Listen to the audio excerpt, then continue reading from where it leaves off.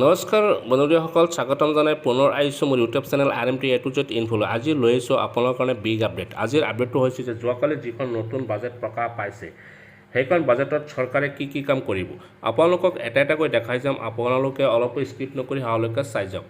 চিকিৎসা পৰিশোধ প্ৰক্ৰিয়া সৰলীকৰণ হেতু আৰম্ভ কৰা হ'ব মুখ্যমন্ত্ৰী লোকসেৱা আৰোগ্য যোজনা। চৰকাৰী কৰ্মচাৰী, পেঞ্চন আৰু তেওঁলোকৰ নিৰ্ভৰশীলসকলে এই যোজনা লাভ কৰিব পাৰিব। উদ্যোগীৰ স্থিৰ মূলধনী বিনিয়োগৰ 10% মূলধনী ৰাজ সাহায্য হিচাপে প্ৰতিগৰাকী উদ্যোগীক সৰ্বাধিক 50 লাখ টকা পৰ্যন্ত প্ৰদান। মুখ্যমন্ত্ৰীৰ MSME ঋণ ৰেহাই আঁচনি। ঋণ সংযোগী ৰাজ সাহায্যৰ জৰিয়তে হিতাধিকাৰীসকলে 3% সুদ ৰেহাইৰ ব্যৱস্থা। তাৰপিছত চাওক আপোন ঘৰ আঁচনিলৈ 108 কোটি টকা, আপোন বাহন আঁচনিলৈ 12 কোটি, মটৰচাইকেল ঋণ প্ৰাপ্ত কৰাৰ বাবে চৰকাৰী কৰ্মচাৰীসকলক 2% সুদ ৰেহাই, মহিলা আৰু দিব্যাংগ কৰ্মচাৰীসকলৰ বাবে 3% সুদ ৰেহাই। তাৰপাছত চাওক উন্নত যাতায়াত ব্যৱস্থাৰ বাবে অতিৰিক্ত 3000 কিলোমিটাৰ পথ নিৰ্মাণৰ হেতু মুখ্যমন্ত্ৰী নগৰীয়া পথ পকীকৰণ আঁচনিৰ শুভাৰম্ভণি।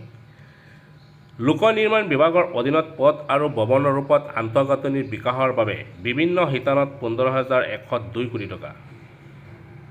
লোকসেৱাৰ অধিকাৰৰ হেতু অসম ৰাজ্যিক আয়োগ গঠন।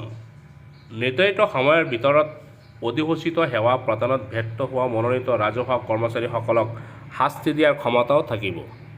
তাৰপিছত চাওক 1 লাখ হিতাধিকাৰীক প্ৰদান কৰিব লগা প্ৰধানমন্ত্ৰী আৱাস যোজনাৰ দৰে সমপৰিমাণৰ সহায়ৰ মুখ্যমন্ত্ৰী আৱাস যোজনালৈ 800 কোটি টকা। ক্ৰীড়া আৰু সাংস্কৃতিক প্ৰতিভা চিনাক্তকৰণৰ বাবে ৰাজহ গাঁওসমূহত খেল মহাৰণ, ক্ৰীড়া অনুষ্ঠান আৰু সাংস্কৃতিক মহাসংগ্ৰাম সাংস্কৃতিক অনুষ্ঠানৰ আয়োজন। প্ৰতিখন ৰাজহ গাঁৱলৈ খেল মহাৰণৰ বাবে 10,000 টকা আৰু সাংস্কৃতিক মহাসংগ্ৰামৰ বাবে 10,000 টকা। মুঠ বাজেট 60 কোটি। তাৰপিছত চাওক নিৰীক্ষণ প্ৰতিষ্ঠানসমূহৰ শক্তিশালীকৰণ, সহায়কাৰী সেৱা প্ৰৱৰ্তন আৰু ভুক্তভোগীসকলৰ পুনৰ্বাসৰ ওপৰত গুৰুত্ব প্ৰদানেৰে বাল্য বিবাহ প্ৰতিৰোধী অভিযানৰ বাবে 200 কোটি টকা। তাৰপিছত চাব পাৰে আত্মসহায়ক গোটৰ সদস্যলৈ পোনপটীয়া হস্তান্তৰৰ জৰিয়তে 1000 টকাকৈ মুকলি। সদস্যসকলে অনুমোদনৰ পৰৱৰ্তী পৰ্যায়ত 10,000 টকাকৈ প্ৰদান। 30 লাখ মহিলা উদ্যমিক বিকাশৰ পৰিকল্পনা। তাৰপিছত চাওক অৰুণোদয় আঁচনিৰ অন্তৰ্ভুক্ত নোহোৱা ৰাষ্ট্ৰীয় বিধৱা পেঞ্চনৰ হিতাধিকাৰীসকলে মাহিলী 950 টকাৰ টপ আপ লাভ কৰিব।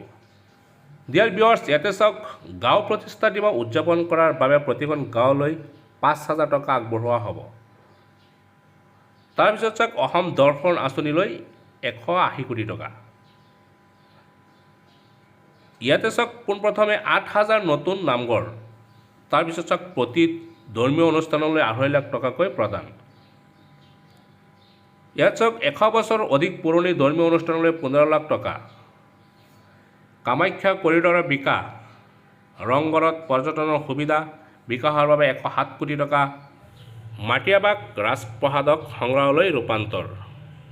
ইয়াতে চাওক চাহ শ্ৰমিকসকলৰ বাবে বিশেষ সকাহ, পৰৱৰ্তী 3 বছৰৰ বাবে কৃষি আয়কৰৰ ওপৰত কৰ বন্ধ।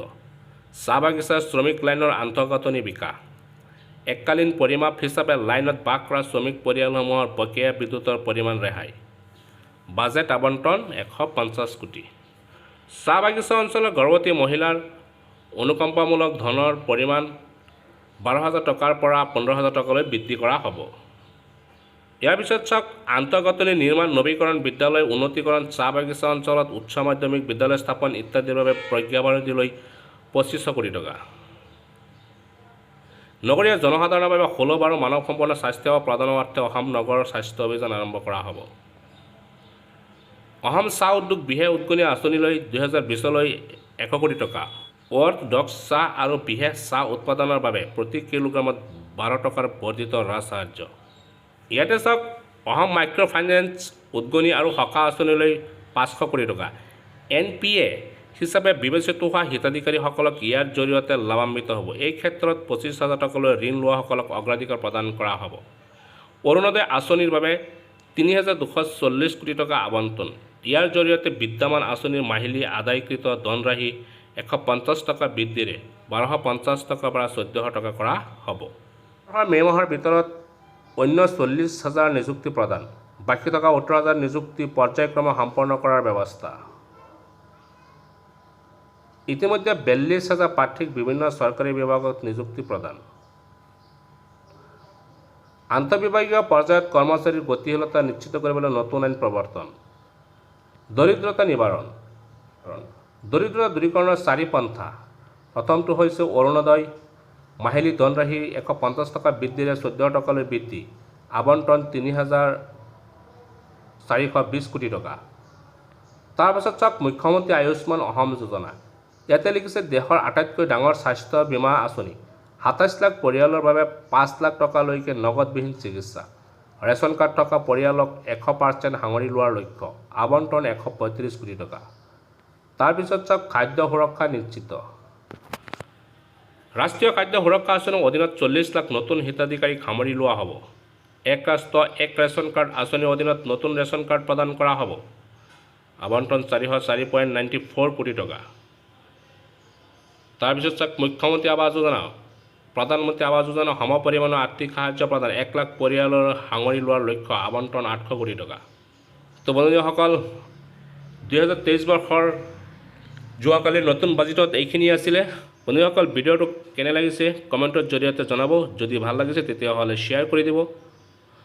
আৰু যিসকল নতুন বন্ধু-বান্ধৱী মোৰ চেনেলত, তেওঁলোকৰ এটা সৰু অনুৰোধ, মোৰ চেনেলটো যাতে ছাবস্ক্ৰাইব কৰি দিয়ে আৰু কাষত থকা বেল আইকনটো প্ৰেছ কৰি দিয়ে, যাতে এনেকুৱা আৰু হেল্পফুল ভিডিঅ' পোনপ্ৰথমে লাভ কৰে। তো বন্ধুসকল আজিলৈ বাই বাই।